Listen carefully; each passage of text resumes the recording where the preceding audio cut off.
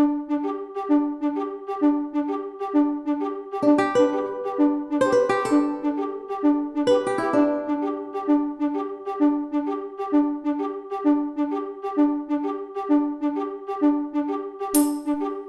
there moments of reprieve and mutual affection between she and Cuchulain? What did she know anyway? Wasn't she just going with the flow? Her body was not as consistent, her mind fickle as a spotted trout. She could exist only minutes without water, and how easily she allowed him to undress her. Their naughty knuckles came together like vines around a tree. No matter how much she'd wanted this at the time, sometimes not getting what you want is a wonderful stroke of luck. A week before at the Jewish school, she was finishing up the day and about to take the train home. Two boys were whispering outside the classroom as she was releasing them. She thought they said something about Mr. Saplin and herself. They were at an assembly and he asked the class which country had the most time zones. Mr. Saplin seemed to like getting attention to be a leader, and everyone respected him because he seemed like he'd been there the longest and earned his place. He stood as straight as a ramrod. She wondered why he couldn't have tried to do things in a way that preserved everyone's interests. While he was busy finding fault in her character, she was overlooking his faults, though she knew she could have communicated better. Oh well, it happened for a reason. Now it was time to let go. Now his path was entirely taken up by the mission to carry around the white bull's remains and scatter them, she thought about Cuchulain. But Laine was different from them. They wanted to change her, to conform her. She was too irregular, unorthodox, and yet she served a purpose. She had some reason for being there. Mr. Saplin asked her something about Hashem. That was a term they used for God when not in prayer. She wasn't paying attention. "I'm glad he created chocolate," she said. Laine dreamt she was hiding somewhere no one would find her, among costume boxes. She wondered what she found appealing about him. Did he have a pedantic Woody Allen type cuteness? Then she heard voices. "We haven't visited this place in a long time," his wife said. She was visible in plain sight, but tried to hide. They walked around her to save her shame and humiliation.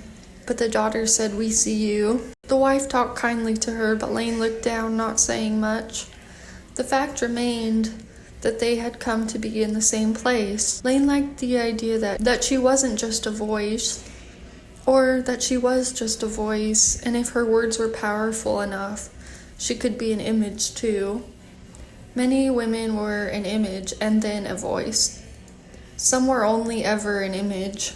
She wasn't trying to make herself a place in his world, but evade it. It was embarrassing for her to be found in his dream, or she in his. It disturbed her.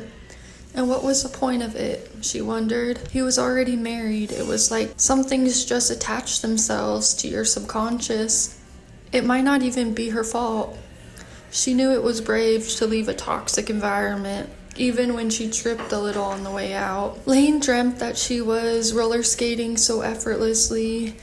In real life, she found a new workplace where it seemed like people generally wanted her to succeed. She was even doing tricks and things.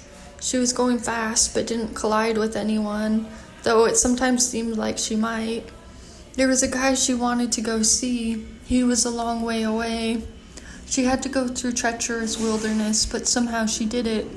She was brave and it worked in her favor. She didn't fall to her death on one of the ravines she had to cross. The rabbi was there. She was giving a presentation. Then she went the long distance. When they were together, they couldn't touch each other. They could only walk side by side. He was from another world that seemed more pristine, but he felt like her best friend. She asked him why Rabbi was Rabbi. Then she dreamt that she went to this guy and he dropped her. Another guy caught her, and then it happened again. Her shoulders seemed to be out of their sockets, and he had her hanging from a noose. risen up a tree. She fell, but the impact wasn't as bad as she thought. She got away again, and she was fine. When she woke up, she didn't remember the bitter loves, but the feeling of relishing the skill she had gained skating so effortlessly. Eat 2 bitter chocolates and 1 sweet one. The sweet one will taste even better.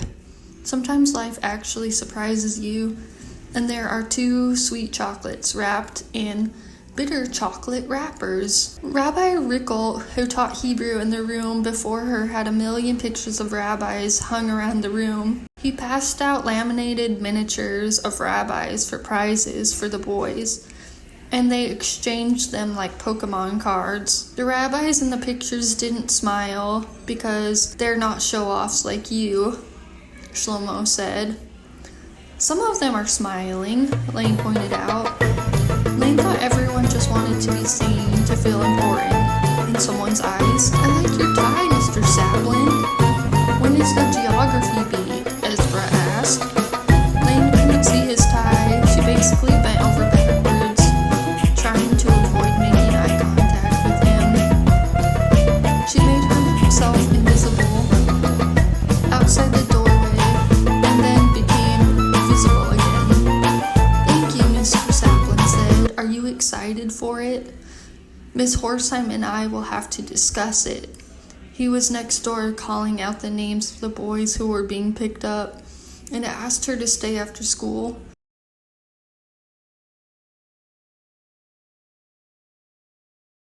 It was hard to move away from attraction. The boys were whispering in each other's ears and looking at her. No secrets, she said. Children knew a lot more than adults about what was going on. It seems lust is the last thing one has to conquer on the road to success, Laine thought. Like many others, it seemed she couldn't withstand it. She just had to flee from it. She spoke about him a lot, but she wasn't really angry anymore.